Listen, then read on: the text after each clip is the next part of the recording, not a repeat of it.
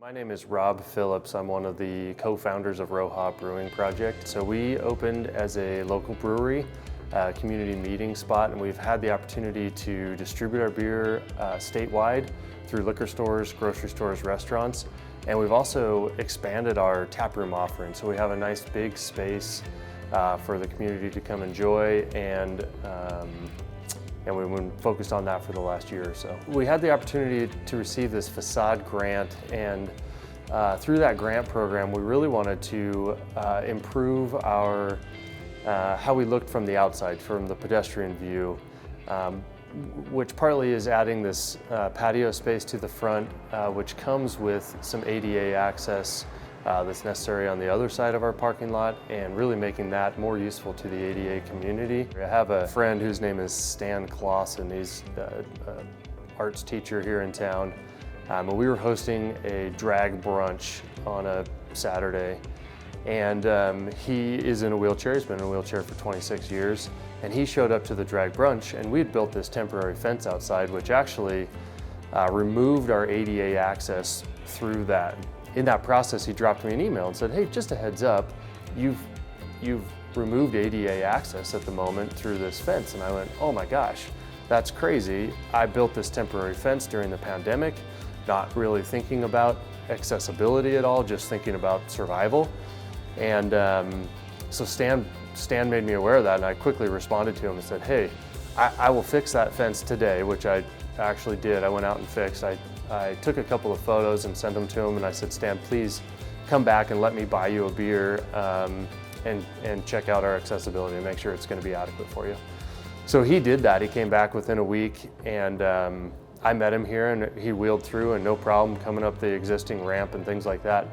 And so I went to him and said, "We've also expanded this space, and talk to me about accessibility inside too. How do you feel about it? What did we do wrong? What did we do right?" And he was pretty thrilled with, there were no steps inside or any bumps or humps he had to go through. I found out about the Facade grant through one of the local community leaders, and she came to me. She's a regular, she lives right around the corner. She came to me and said, "Hey, are you aware of this program?" And I said, "No." She said, "I'm not saying the outside of your building doesn't look great, but this is available." And so I looked into it a little bit, and I said, "Well, there are some improvement projects that I would love to get done just to help in this taproom expansion that we've been working on, and improve how we look and feel to the rest of the community that's walking around here." So I went through the application process. I took some photos of the current existing space, and I marked those up with a red pen and submitted them to show kind of what I wanted to do or how it would look in the end. And I was awarded, and so I was thrilled about that. So this is where the new ADA access ramp will go. We have to work around this meter and the post, but the ramp will come down this way, and then we'll close off part of this planting bed so that a wheelchair can come across here. This will all be new concrete to this spot right here, and then the sidewalk itself is wide enough to get all the way to the door. Like I said, during the pandemic, we put up this temporary fencing, and now it's been 2 years of a temporary fence that I get to fix every week. So our plan is to sort of mirror what's already here, but add a steel rail that will start at the sidewalk, go all the way out to the end of the parking lot, and turn in towards the wall. And so it'll be a much cleaner, nicer look. In the corner, we'll add a tall post so we can string the lights and the shade sails up to the building from there.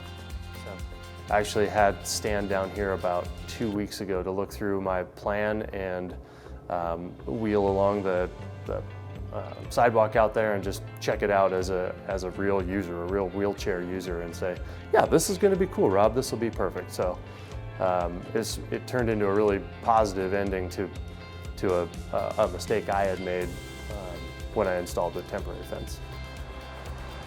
So I would encourage any other business owner to really get outside, look at their building as if they were a drive-by or a pedestrian, and see what it is lending to the community and what's maybe missing. And that's what I did, and looked at it and thought, wow, it just looks cold, but once you walk inside, it's this warm, welcoming space, and we make the world's most fun liquid. Why not celebrate that on the outside also? So I would encourage anybody to look at it from the outside, but then put together a plan and figure out what you really want to do.